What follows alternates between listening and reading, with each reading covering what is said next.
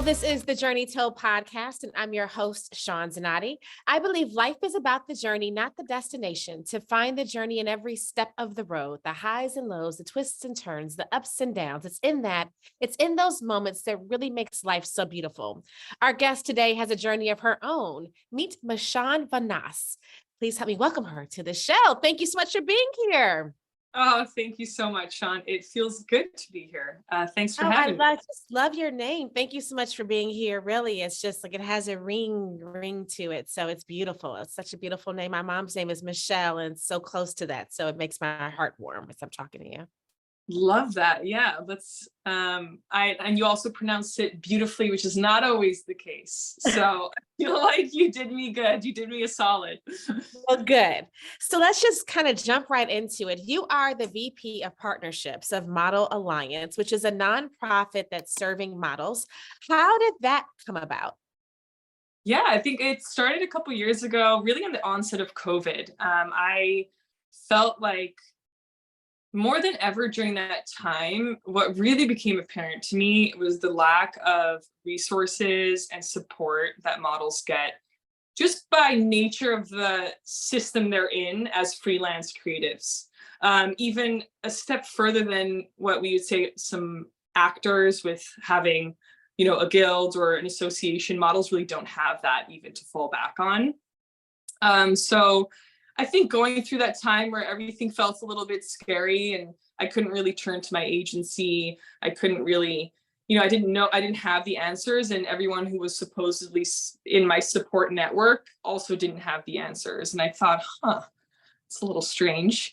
So yeah, I really they popped up on Instagram and I loved what they were trying to do in the fashion industry. So for a bit of context for anybody who's very new to Model Alliance or is hearing that for the first time, they're a nonprofit founded by the incredible Sarah Ziff.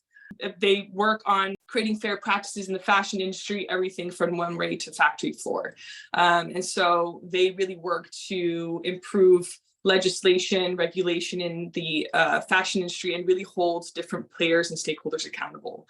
And so working with them on everything from the Me Too movement and helping models gain their voice in that, to what was a really big project for us at the time called the Respect Program. So that would be a legally binding set of industry standards developed by models, for models, and it'd be to govern the rights, the behaviors, payments, and recourse between agencies, clients, and models. So an example would be, just timely payment. Like that's a basic human work right that we deserve as models that we don't actually get a lot of the times. So creating this Respect program was a way for clients to sign on, agencies to sign on, and models, and it'd be a legally binding agreement that would hold everybody accountable. So that was a big project that I helped to initiate. I've since then stepped down from that position to be very transparent because I took up on some other things, but I am still donating often. I talk to Sarah. So I think that journey with me and them was super impactful during what was a really scary time to find that community. So you yourself are a full-time model. What has that journey been like for you? It's a fun roller coaster. I think everything is, like you said, highs and lows, right? It's the journey, not the destination. I have grown with this job. It's kind of morphed into different forms along the way, but I'd say, highs are highs, lows are lows. I feel I started out my industry quite a bit later than most models. I think you hear models jumping into this career at 14, 13, sometimes it blows my mind. And I started at 21, maybe 19, 20, around that age. It started in London, did a lot of editorial and runway, which I think is always the first thing they try and get the girls doing, building the reputation, getting more editorial clients. Then it morphed into, it also really changes by where you're based. So London was this gritty, grungy vibe. It worked really well with runway modeling, etc. Then I moved to Los Angeles. So we're talking sunshine, gonna channel a little bit of the surfer girl vibes, a lot more athletic wear, a lot more commercial clients. And then went to New York, which is this lovely balance of both. And so as I got older, I think I moved naturally from more editorial clients to commercial. The commercial ones are, the more money, more consistent. So you also get older, you're valuing different things in your career. It's taken all kinds of forms, but it's definitely never been boring, that's for sure. What has been your most interesting modeling job so far? Is there a modeling job that you've gotten that you're like, whoa, I don't know, just blew your mind? This is like always very interesting for different things. There's a few that definitely come to mind. I mean, one, like for instance, you never forget the biggest paycheck you ever got. So there's clients that I'm like, yeah, that was a really juicy, fat paycheck. And I was super proud of myself at the time. Talking about like hair campaigns for Tony and Guy and Batiste, etc. Then you've got other ones that were super memorable because they really surprised you. I worked with a brand that I hold so close to my heart, but they're called We Are Handsome. It's an Australian swimwear and fashion swimwear and activewear company. And that job landed to me because a friend of mine called me and said, hey, I worked for this client in Australia. They're looking for another model. I recommended you, like, would you be up for this campaign? We get to fly to Thailand for it. I said, yeah, heck yeah. And they're like, it's not paid, but you get to go. Like, do you want to do this? And I thought, for sure, let's go. I get to do a shoot with one of my best friends. This sounds like a fun time. And so I went there, and since then, I mean, Jeremy and Katinka, who are a couple and own the brand, they've become like family to me. I've done, 3-4 other campaigns for them all across the globe. I remember moving to LA for the first time and living with them. So they really became an extension of my family, something I would have never expected from that role and that job. So that job is super memorable to me because it gave me friendships and beyond what I thought would be the norm in a career. Yeah, I think those two really, really come to mind, but it's always a different reason. Then you remember the jobs that were really, frankly, and excuse my language, quite shit. So, maybe you're stuck doing you're doing summer clothing in freezing cold outside, and you're just in such physical pain, and or the client, or you're just not vibing with the team. So yeah, I think it's interesting, and it's important to reflect back on all the good and the bad shoots. But yeah, always a learning moment, no matter what. Always a learning moment. Isn't Oh, life just always a learning moment? If you I just know. take it in that way, that you said Yeah, that I way. heard this quote the other day. I think it was a TV show I was watching late last night, and they were kind of saying how you never say no to any experience, even if you think the risk is really high for it to go badly, because because the learning and the experience is so valuable. Now, I don't know if I agree with that. I think sometimes the risk is real and you shouldn't do something. But it was really interesting perspective of you're always going to walk away with the learning moment, and the riskier it is, the bigger the learning moment. So really, there's value.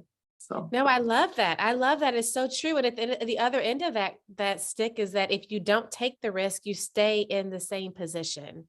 So Yeah. it's like sometimes I tell myself that I weigh the odds and I think, okay, well, what's the worst thing that can happen? There's Right. some bad things that can happen, but Yeah. don't step out there. What will happen? You're going to be in the same position that you're in right now. So why Yeah, not it out has and to be see it? a little. I think sometimes your decision, you need to be a little scared. You need to feel like on the verge of a little uncomfortable.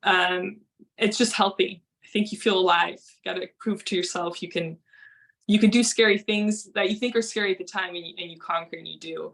I think that's when I feel like I'm living the most, is when I'm doing something that feels a little uncomfortable for me.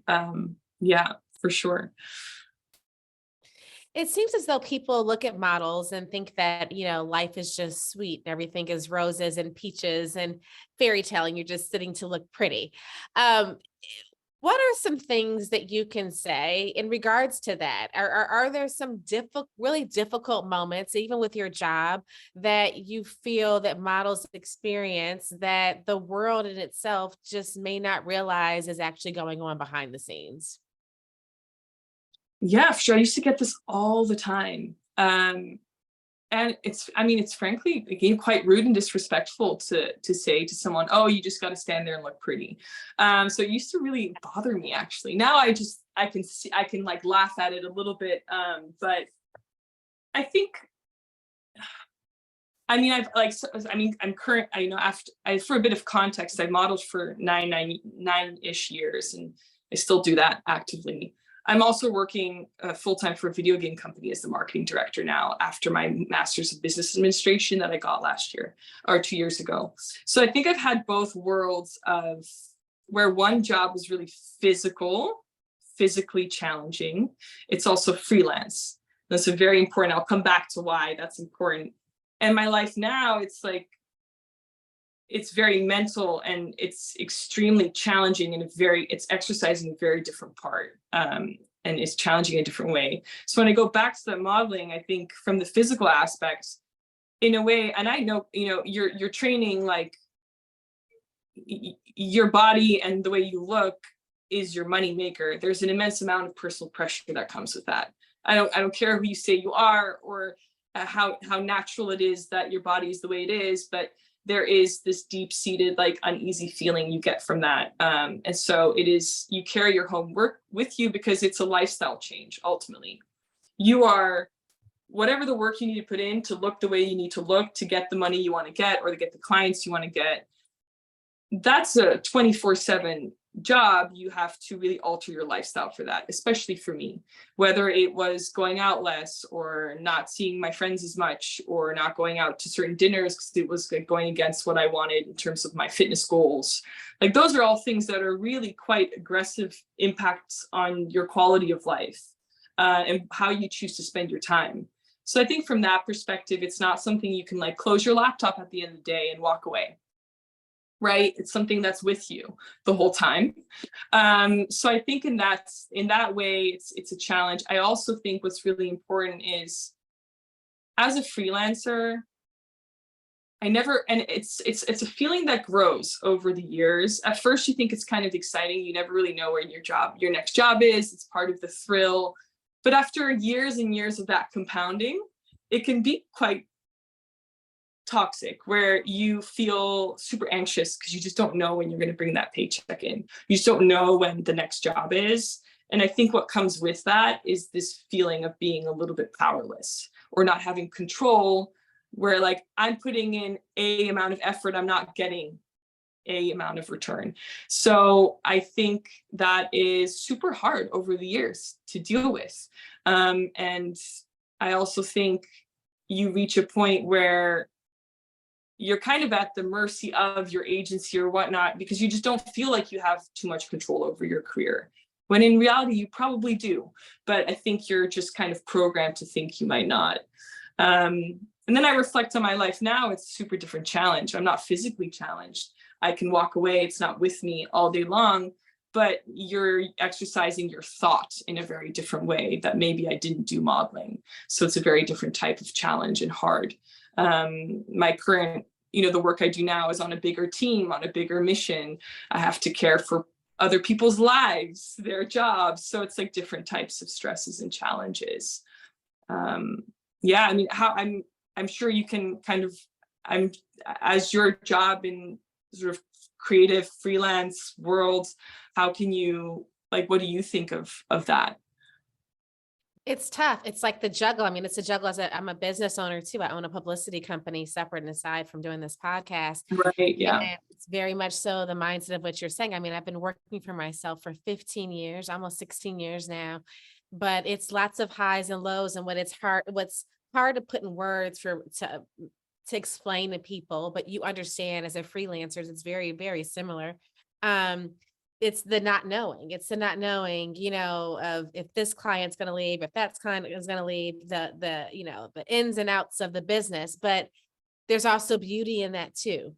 Yeah. So it's like I had to learn throughout the years how to find the beauty in those moments, because if not, you could drive yourself insane. The uncertainty. I've had friends who've stepped away and decided they wanted to be a business owner, and they've come back to me like not even 2 months later. They're like, I can't do this. I have to have a paycheck on the 1st and the 15th. And I have to have, so it's a lot. It's a mindset that you have to have Mm. You have to have trust in yourself. You have to continue to communicate with other people, and you're always on the grind. It's a different level of walking around when you work for yourself or freelancing, as opposed to when you work for a company and you have a guaranteed, paycheck coming in on this day of the month. And it's if you choose that route of life, being able to roll with the punches of that and understand it's very much so a roller coaster. Yeah, for sure. I think also it's important to remember as a freelancer, it's also, you know, you need support in many different ways. And even though you are on your own and it's really you and your business and your brand, it still takes a team to get things done. And I think to any freelancer, and some people ask me, like, what advice would you give to someone starting their modeling career? I'd say you focus on building the team, which I don't think I always did. And so, focus that team around you and offload some of the pressure, because it's really intense to bear all of that on your own shoulder. I don't think it's very healthy to, because it's a lot of luck as well. It's very unpredictable, and I think can get into a dangerous place to always think it's you are the reason something didn't go through. And so, yeah, definitely a good support team is something I always say is important. And hold your team accountable. A lot of these agencies have many models on the board, 20, 30, 40, 50 girls. Like, hold them accountable. Treat it as a business. Sit down with them every year. At the beginning of each year, sit down with them every year, talk to them about your goals, say what you expect from that year, working with them, and hold them accountable. They're there to also boost your brand and your business. And so I think that's also really important, is to build a team. So three tips you could provide a viewer or listener that may be watching or tuning into us right now, and they are a model and they want to know, maybe they're in the middle of their career right now and they're in a funk, not knowing what to do to get to the next step. What would you suggest that person should do in that moment? 3 tips. Okay, first tip is take yourself out of your body. Just imagine like you are your friend and that you've come to yourself for advice. I think that's always helpful. Sometimes I believe when you're in that moment of feeling stuck, you kind of need to step out of your boundaries and think as if a friend would come to you with this problem. And so I always say that is the first tip. I think take yourself out a little bit of the walls that you think you've created around you. Second is talk to a lot of people who you respect and you admire where they are in their career. I guarantee you, those people you look up to have gone through very similar struggles at one point in their time and their life. And they're going to be super happy to talk about it. And because people love to share and to help each other. And so that's number 2. And number 3 is talk about being unhappy, especially with your agency. If they're the right fit, or whoever is in your supportive network, if they're the right fit, they will value you coming to them with an honest plan. And if they are the right fit, they'll also work with you towards a good action plan to change things. And then my cheeky 4th that I'm going to add in is, modeling especially is such a physical job. It's really how you feel. And that in a casting, in a moment of presenting yourself to a potential client, it radiates. If you don't feel good, it's so hard to fake that. So hard to put on that face. It's a very physical thing. So invest in yourself to feel good. Surround yourself with people that make you feel good. I remember at one point I was so low in my career in LA, so super broke, just wasn't feeling good, wasn't at my measure, was really stuck. And I remember being like, okay, I'm just gonna pay for a trainer, a nutrition. I'm gonna create this team around me of feel good people, and I'm gonna just do the damn thing. And I did. And it was so helpful to like outsource that to people around me, to professionals, because I felt like finally I had this hand that was held out to me that was like, okay, I got you. I know what I'm doing. I'm going to help you feel good. And once I felt good, the other things just kind of slot into place too. You start thinking clearer, you start making better connections and networking more. You just feel more yourself. And so those are my 4. I already forgot. I love that. Yes, I love the 4. That was amazing. It's so true. It's so true. It's so true. At the end of the day, it all starts with self. It starts with yourself. And it sounds cliche to say that until you live it and you start to really understand it. But it carries on throughout every phase of your life. What's next? What's next for you? What's next is a good question.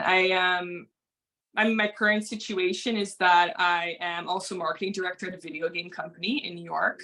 It's been really incredible and empowering for me to develop that side of a career outside of modeling. I think for me, I've reached a point in modeling 9 years in where I just have a really solid grasp of the career, and I can also do it still very actively and grow something else as well. And unlike, some models, they go on to create a brand, or, maybe they grow into evolve the health and wellness side of their business. I think mine looks a little different. It may not seem directly related to modeling, but it's really using all the business experience in marketing, brand partnerships that I've gathered over these 9 years working in fashion, that I just thought it was a beautiful challenge to apply that to a very different industry, to a very different vision and mission. And so I find in my mind, it's super connected, but I think some people are like, oh, you're just not going to model anymore. But I kind of see it as something that carries through. It's all the skills I built, and I still do both now. And I think there's a real joy and excitement, I guess, from being able to dive into do different things that maybe in most people's lives are never something they would both be able to do. But I think I enjoy the variety and the balance of having a more like corporate environment that I can exercise, still creative but corporate, and this like freelance world that I can cultivate on the side as well. I think that's fun, doing things very different. Yeah. How do you master your piece individually so that you're able to give of yourself fully to other people and to these projects that you're working on? Oh, yeah, I love that question. To be honest, I think I had a check-in with myself the other day, and I thought, oof, I'm not maintaining the inner peace. It's changed a lot over the years, and I think that's also important to talk about. Like what gave you that peace a couple years ago is going to be different than now, is going to be different than tomorrow and next month. What I have learned though is just like a basic toolkit of things that I know that roughly if I do those every day, I'm most likely going to feel good consistently. For me, my inner peace is first and foremost physically feeling good and feeling myself well. I feel a lot calmer from that. And so an example is I know that if I move, my rule every day is like just move. I don't need to sweat, doesn't need to be long, but it needs to be some sort of active movement. I feel immediately like more calm, more grounded, more centered. Number 2 is eat mostly whole foods. Again, not all the time, doesn't have to be perfect, but as long as what I'm eating is some sort of whole food, largely across the day, I know I'll feel good and I'll have energy to go through the day and the next day. The last one is sleep, which I've butchered lately, so I don't feel my best inner peace, but I think there's something to be said for, less screen time, more reading, better sleep. I think sleep, if you get sleep right, a lot of the other things fall into place pretty damn beautifully. And so, but I still haven't bloody cracked that code. So I'm an absolute sleep disaster. I'm trolling on my phone every night before going to bed. So you shouldn't learn from me, but that's something I'm working on, is my sleep. Can you finish this sentence? I am a. I am a.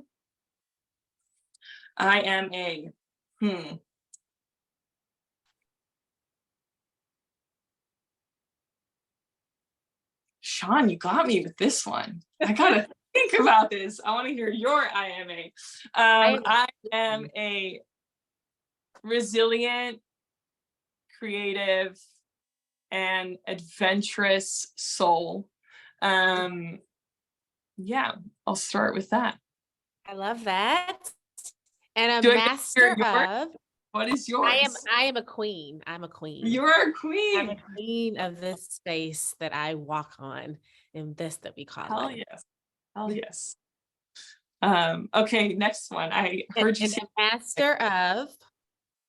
my life. And I think that's important. I feel like sometimes we feel like we don't have control about where this life's going to take us or if we're going to make the right moves. And I've grown to really trust myself in thinking, whatever, I'm going to make a beautiful life and we're going to be good. So I feel like I'm the master of my life or of what my life could be. Who can control my own Destiny. My own destiny. I I love have to it. connect the sentences. I'm flowing. It's becoming a paragraph. I love it. Look, we're too creative. So you know how that Yeah, goes. I'm like my brain. I've opened about 7 doors during that exercise, and I'm struggling to just close them and keep moving forward. Funny.